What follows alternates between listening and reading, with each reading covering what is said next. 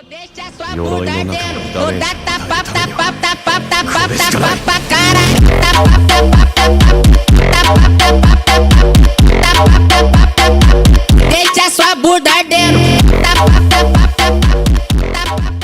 Okay, so here we are.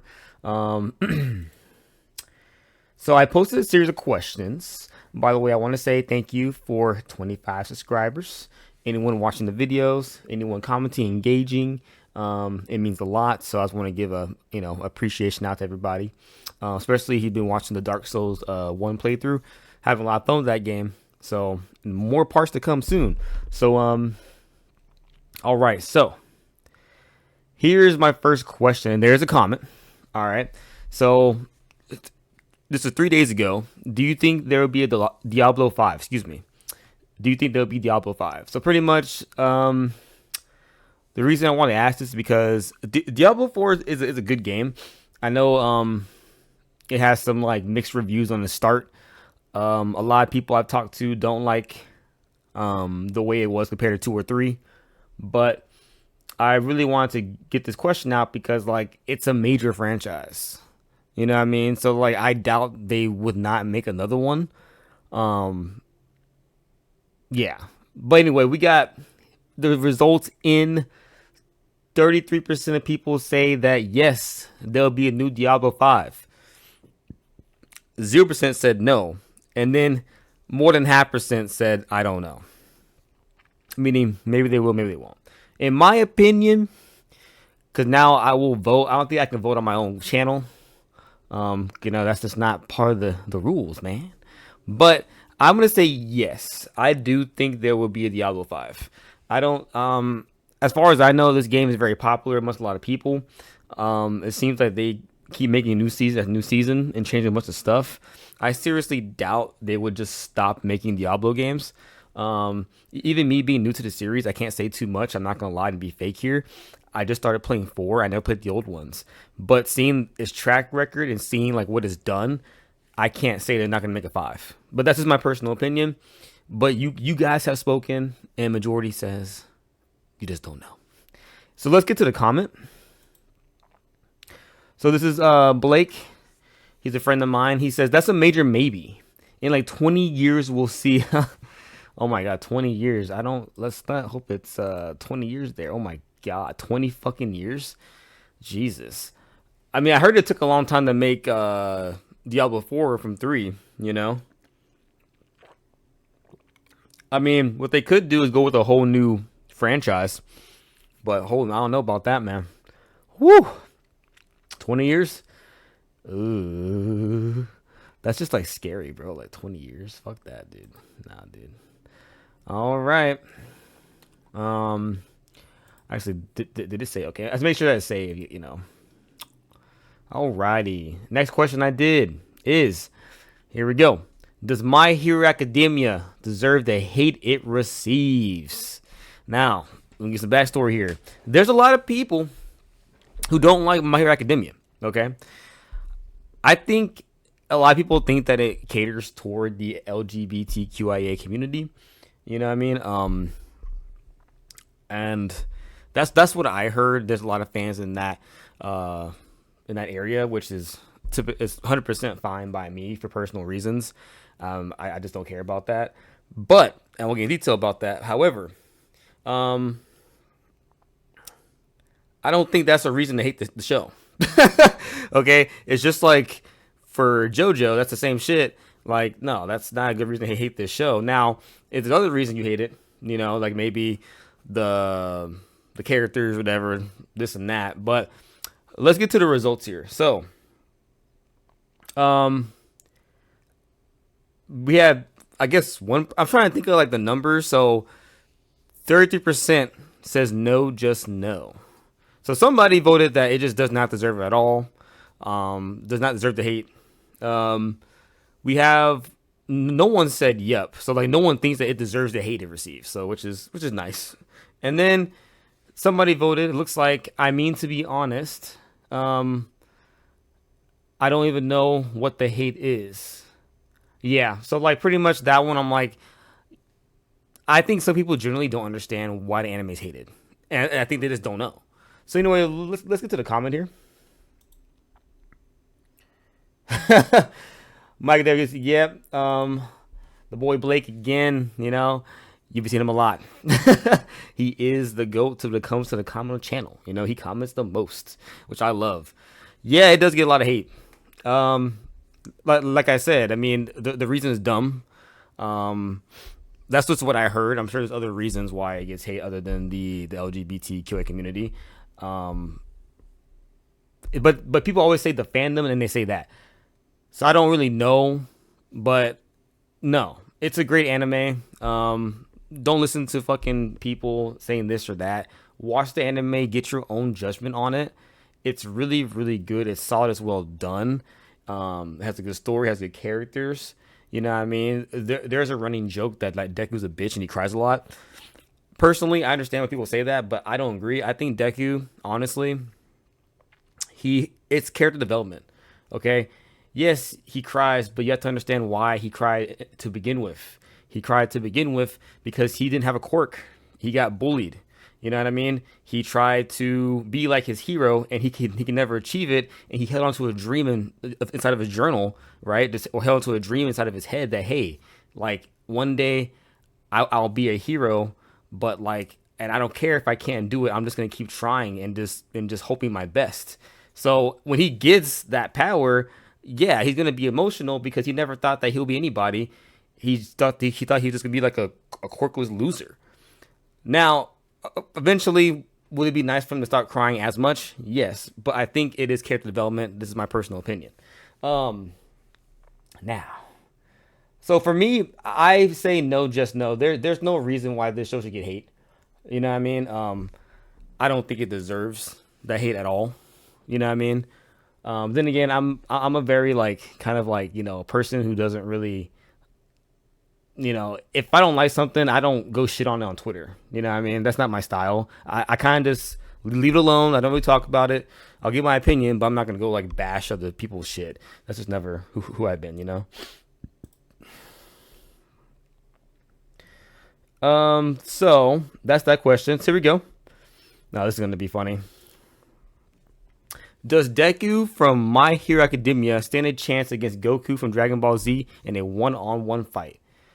Now, this has 8 votes. This has the most votes in our voting here. Remember, this one had 3, and we both know that Blake was one of these, right? But this one had 8, so this got a lot of engagement here, and that's probably the boy that commented right there. So the reason why I said this is because, like, a lot of things that I've heard growing up is that, and this is a constant argument, even for my friends from San Antonio, Goku is unbeatable. No one can beat him. You know what I mean? He's the shit. He's unstoppable. You know what I mean? Like, you can't touch Dragon Ball Z. You can't touch Goku. You can't touch his power. He's just nothing. No other anime person in the anime universe stands a chance against this man. This man is God. And that's kind of what has been talked about. So, but then I know the type of fan base My Hero has, and the type of stuff that Deku, the Deku fans like, and how My Hero became like the new Naruto. So, I was wondering, does anyone think that Deku can beat him? But I'll give my opinion first. Honestly, you see, I haven't watched Super yet, and I haven't finished My Hero Academia, so I don't know how strong they both get. But I'm guessing even if Deku gets stronger and Goku gets even more stronger than he already is, which is crazy, I still don't think he'll be able to beat Goku. So I think my vote is going to go with the hell nah, my opinion. And it seems that most of the people think that Deku cannot beat Goku. So out of 8 people, majority wins. Can Deku beat up Goku? Hell nah. That's what we're going to go with. And somebody maybe said maybe. Hey, that's cool. You know what I mean? Like, there's a slight chance. All right, so to the comment. All right, so Blake said it'll be fun because they're both really good guys, but that also plays into the nopeness of it. Their interaction will probably be pretty cool though. Yeah, they're both like really good people, and their animes like respectfully. So I can definitely see how it'll definitely be a cool cutscene. It'll definitely be like a really badass like animation. You know what I mean? But no, I don't think that would do it. All right, so that was good. Of course, gotta get the comment up. You know what I mean? All right, so those are the three questions. See what else we got here. Let's keep going down. Well, well, well. Now this one got 3 votes. Now, if you guys know me, okay, Tokyo Ghoul is pretty much the anime that got me on anime. Okay, Tokyo Ghoul was like my staple. It really got me into the whole universe, right? Especially season 1, episode 1, where Kenny Kaneki just is struggling, doesn't know what's happening. His circumstances lead him to becoming a ghoul, and but he's suffering between you know two powerful emotions. He's half human, half ghoul, and he's heard the ghouls do these terrible things and they eat human flesh, but he just can't bring himself to do it because that human inside of him is pulling. But in that episode, he's kind of forced to realize, hey, this is your life now. What are you gonna do about it, and how's it gonna go? So I said, do you consider Tokyo Ghoul? Do you consider Tokyo Ghoul a goat in the anime universe? Now, a goat is like a staple. I think people do. Now, I vote well, of course. I mean, no one voted nah here. I mean, I do think that some people would vote nah, just because some people don't like season 2 and season 3. Season 2, I think, is actually good. Of course, the thing about Tokyo Ghoul, and even though I'm his biggest fan, I will easily admit this to y'all, is that, of course, I have to agree that the manga doesn't do the anime justice, or vice versa. I never read the manga because I know I'll be disappointed. You know what I mean? But but I know what the manga consists of. I've watched YouTube videos explaining the manga, and they left a lot of shit out, and it's very unfortunate. But I still think, even with that concept, Tokyo Ghoul is still a goat and still something that is, you can say the name and people be like, okay, yeah, that's cool, or like I heard of that, or like, okay, yeah, season one. At least they'll say season 1. You know what I mean? So. Honestly, I think when Re came out, that's what fucked it over. You know what I mean? It wasn't 1, it wasn't season 2. Re really fucked it because they changed the animation for 1. That's always a risk. And then 2, they put Ken Kaneki as a different man. Like he fucking had like a body switch. You know what I mean? Became a different guy. And that's very confusing for people. So anyway, my vote is well, of course. So let's go to the comments here. We have 2 comments. Now, El Kroll, which I do know who that is. He says that's the greatest of all time. And then Blake asks, what's a goat? That's good, right? Yeah, it is. If you watch this video, Blake, that means it's good, but I explained that. So yeah, it means that it's good, So I'm pretty sure they both voted well, of course. Yeah. It is definitely one of the greatest of all time. You know what I mean? Just because of that strong season 1. Like, even people who don't like Tokyo Ghoul, I can still get an argument off in a debate, being like, hey, but season 1, though. Unravel, though. Come on, though. You know what I mean?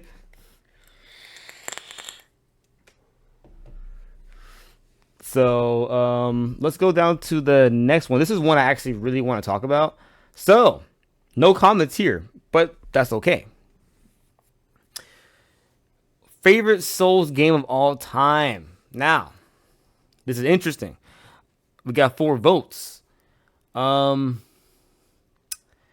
actually surprised by this.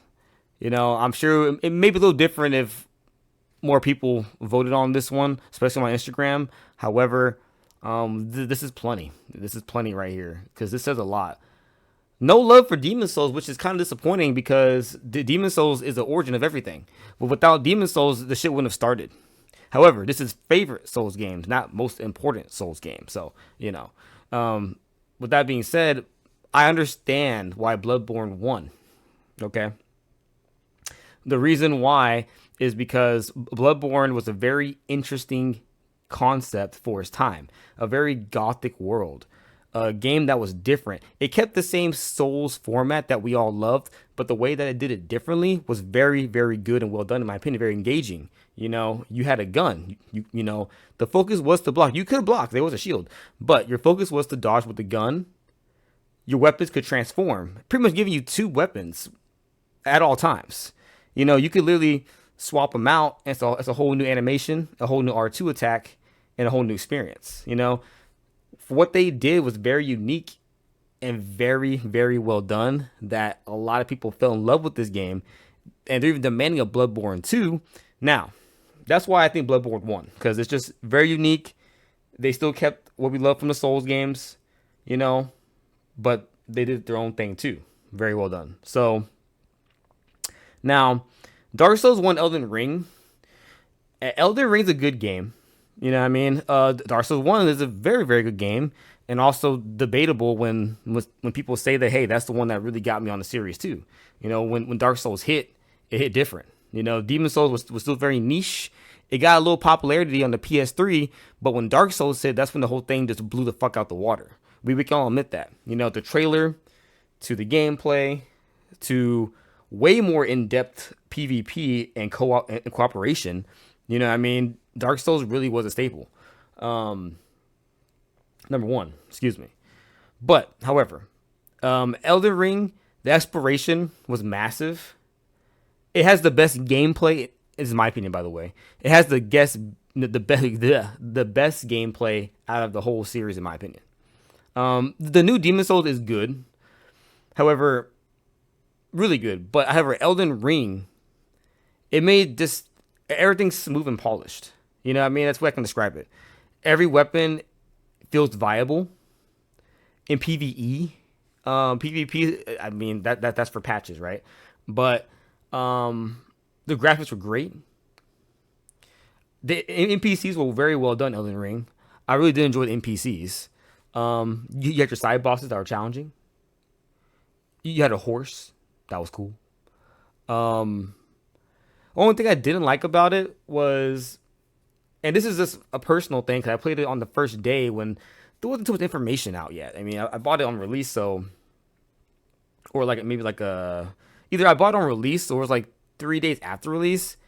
It didn't, for one build, you have to explore a lot and go to a lot of areas, that could be very, very far away, even locked behind some content, just to get your build going for what you need. So the game really makes you travel a lot to get your build, and I'm not used to that because I came from the old school games where there's the Nexus and Demon Souls, there was the Firelink Shrine. These are things I'm used to. So when we give you a big ass open world to go find one little thing, that kind of got to me. But that's really my only complaint about the game. But that did not stop me from beating the game. I still beat the game and loved the game. I put about 150 hours into it. And I accomplished it, and I got the Dung Eaters ending. So, there we go. Now, for my vote, I vote Demon Souls. Because Demon Souls has a special place in my heart, because that's where it all started for me. PS3, going to GameStop. The guy said, hey, what kind of game this is? I was like, I'm looking for a cool game. He's like, oh, this game right here, you can use 2 shields to block. You know what I mean? It's really, really hard, but really, really fun. Everything is cool. You have cool weapons, cool monsters to kill. And I was super young at the time, early teenage years. So I was like, yeah, let's try that.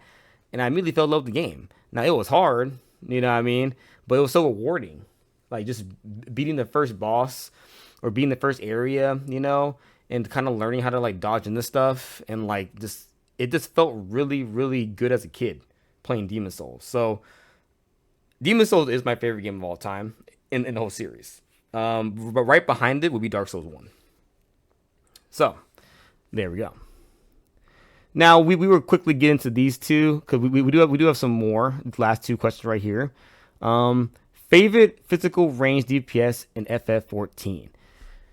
Now, this is kind of a hard one to explain here because it's pretty split. Now, FF14 is a game that you guys probably all know. I've been playing a lot on my channel.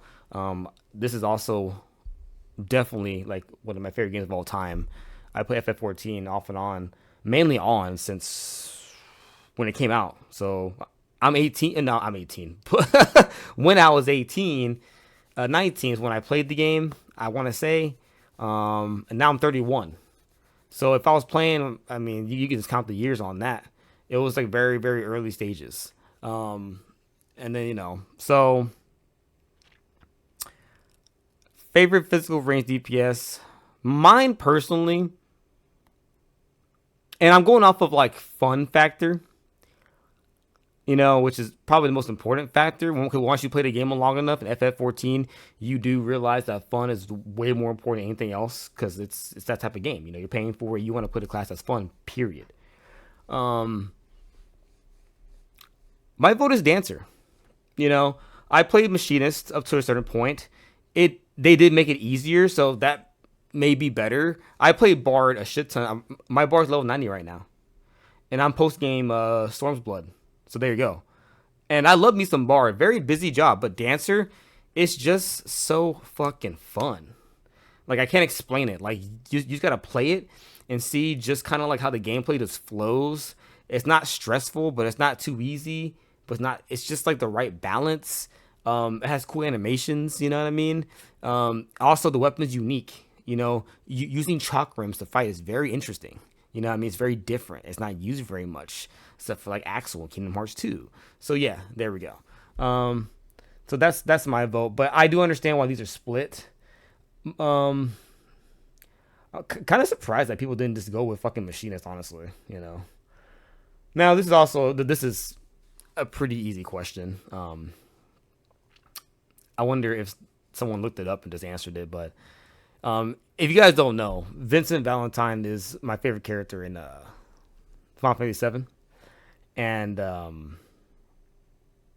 pretty much who joins your party FF7 trapped in a mansion? Mostly everybody knows that is Vincent Valentine. Vincent Valentine was the one trapped in the Shinra mansion. They locked them up. I don't know. I think they could have like put something inside of his body or something like that to make him comatose. Don't quote me on that. I haven't researched him forever. But he is locked in the Shinra mansion. You do have to do a puzzle to rescue Vincent Valentine. He's very optional. He's an optional character, but I believe in Advent Children, he's just in the movie. But in the game, he's optional. I think you can go the whole game without having Vincent Valentine in your party. But if you do have him in your party, it's cool because he actually stands like before you fight Hojo, Professor Hojo, on that, in the rain on top of the fucking that platform. He has a pretty cool animation, because they're all standing there. So yeah, he's a shit, man. I mean, Vincent Valentine's a shit. He's pretty much like Machinist, but just like a fucking demon badass Machinist. Like, I don't know.